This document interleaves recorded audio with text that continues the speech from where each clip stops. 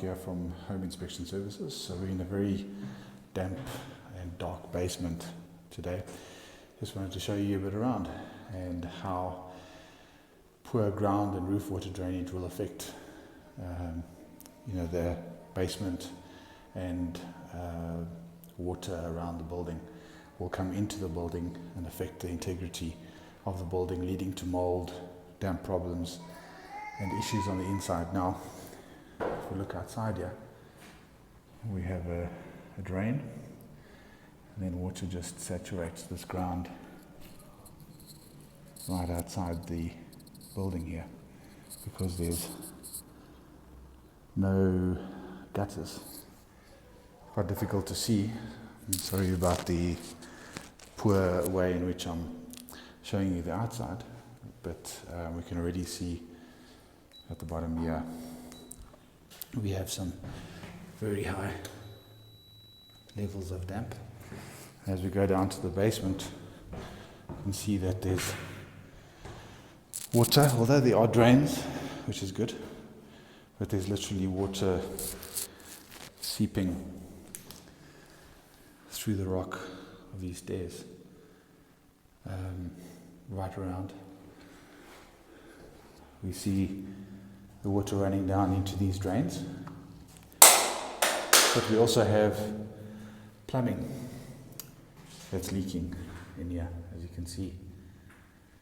So this bathroom above will have to be checked. You can see previous signs of leaks as well, but active leaks at the moment, as you can see the drips on the bottom of this. Not only condensation, but definitely dripping from the top. And then we did a test here because we found mold on all these panels. We did a test here of the humidity levels, and good humidity levels are supposed to be about 45%. In a basement it'll probably go up to about 55. Anything above 60 is conducive to mold. So let's have a look. Got 77% at 23 degrees in this room. If we look at the dew point, that's 19 at 19 degrees Celsius, which is about 3.5 to 4 degrees difference between the ambient temperature, is where mold can grow. So it's very easy for mold to grow because the temperatures in this room could easily drop 4 or 5 degrees overnight. So this is quite a bad issue, and this is as a result of poor roof and groundwater drainage. So water then seeps in onto these bearing soils or against the house here, and then seeps into the inside, causing these stenches to go upstairs and damp to rise in the walls. So this is going to be something we report to our client before he buys. So this is the bathroom in question. As we saw, the plumbing pipes going down at the bottom from the two basins, shower and bath. It looked like the shower had previously leaked and basins. So what I'm going to do is I'm going to actually switch on the water here, leave it running, and see if we get any additional dripping at the bottom. We normally do this as a straightforward procedure in our inspections.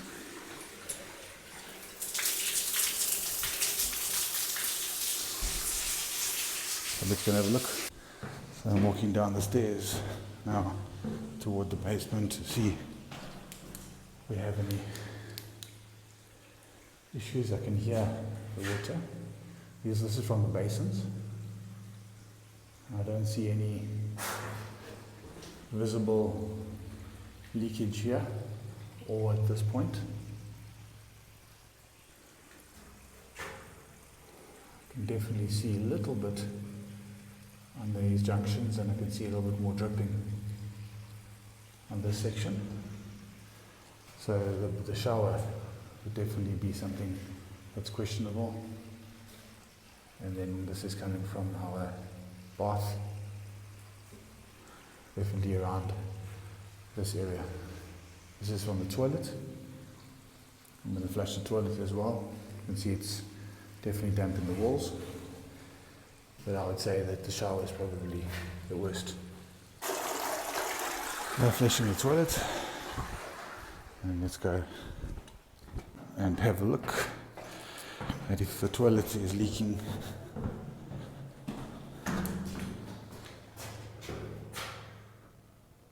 I can't see any issues here, which is good. But what we do want to look at is the damp in the walls. Just getting my damp meter out here. If it makes a beep, okay, this is all the walls in the basement are very damp. I'm just going to go a bit further down and get a patch that looks pretty good, 50, which is 0.5%.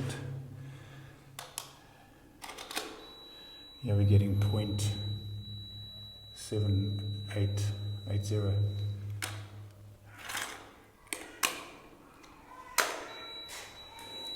Around the bath,